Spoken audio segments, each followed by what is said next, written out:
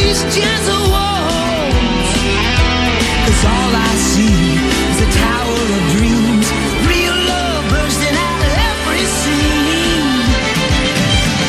Days go by, it's the bigger love of the family.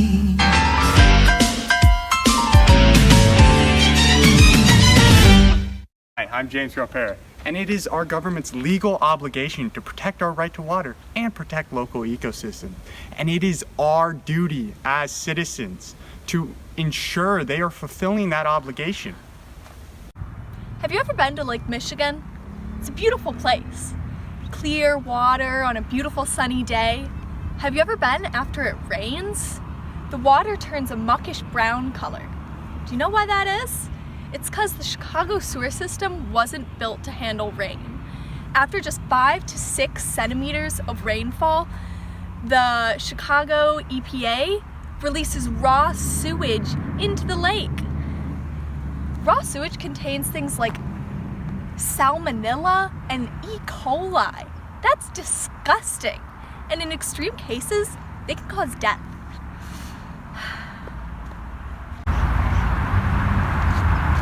Would you want to swim in sewage? No, no one does. In Chicago, you have to pay to go to the beach. So in just a single day of water closures in Chicago, that's over $37,000 lost for the city. That's a major economic loss for Chicago. The sad fact is, little is being done about the issue. The EPA and the Chicago city thinks that this is pretty much okay. They don't think what they're doing is a problem because it hasn't really affected anyone yet. But as time goes on and our sewage gets, and our water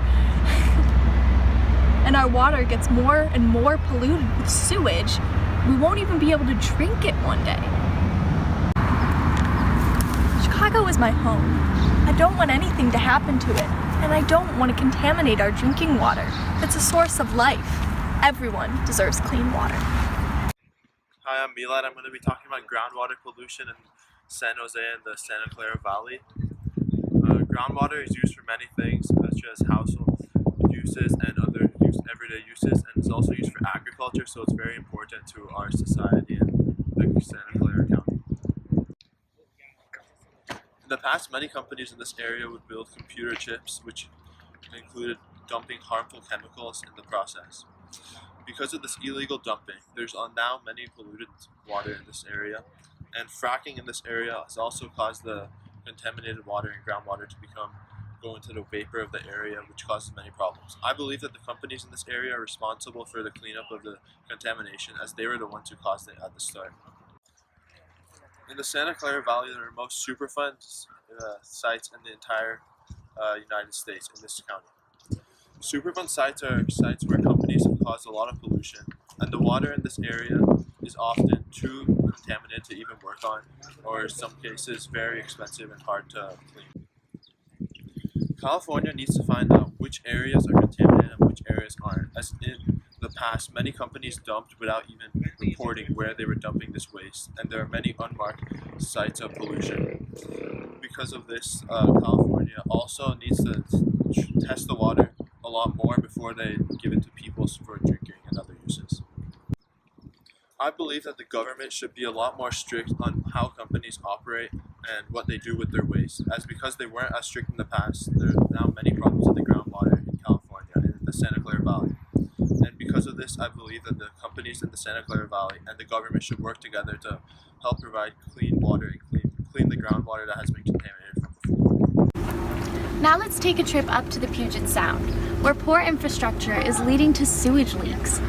Our last major sewage leak, more than 90,000 gallons was leaked.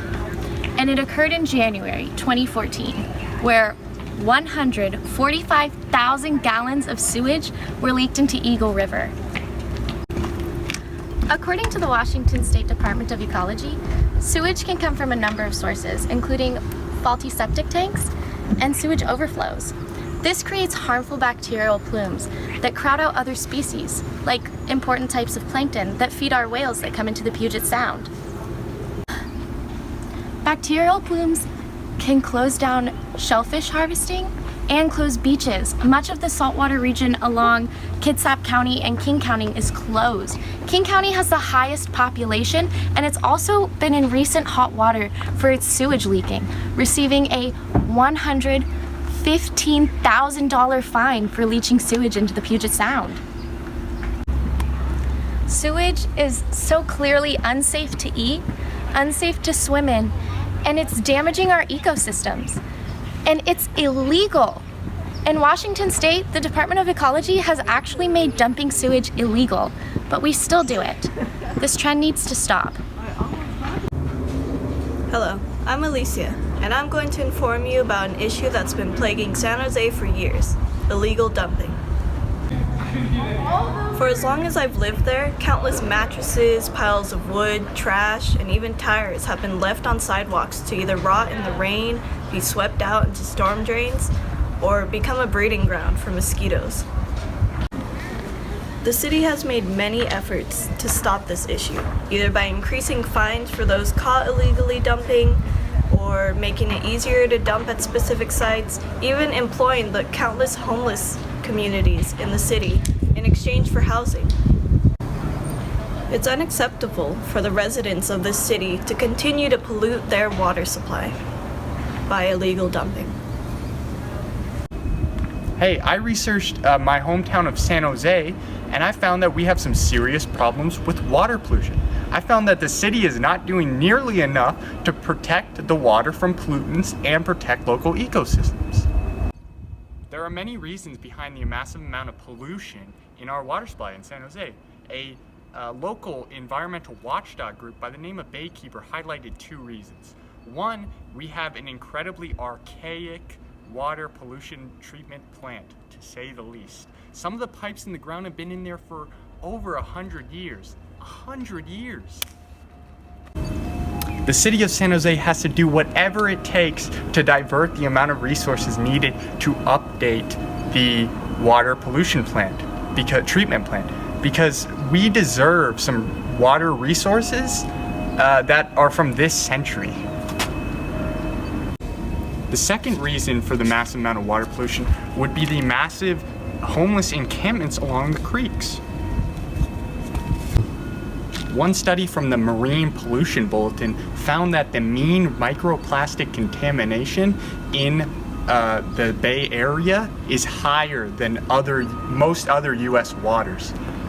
We cannot allow our microplastic pollution destroy the bay and destroy its inhabitants. We must step up our game as San Jose to, step up our filtration game so there's no more microplastic contamination.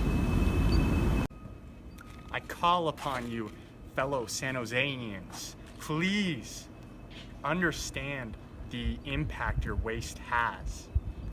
We must also understand that the water cycle is a cycle. Whatever pollutants we put into the water cycle comes right around and hits us back. So you gotta stand up, gotta do better, Try harder, stop the pollutants. Hey, as you can tell by tonight's screening, that whether it's from the Puget Sound to San Jose, or from Seattle to even San Jose, you understand that water pollution is a massive problem in our world, and we must find an understanding about it, because knowledge is power, and we must use our tools to research these complicated problems. Thank you for watching. Here at UC Santa Cruz, we're doing our part to save water. What are you doing?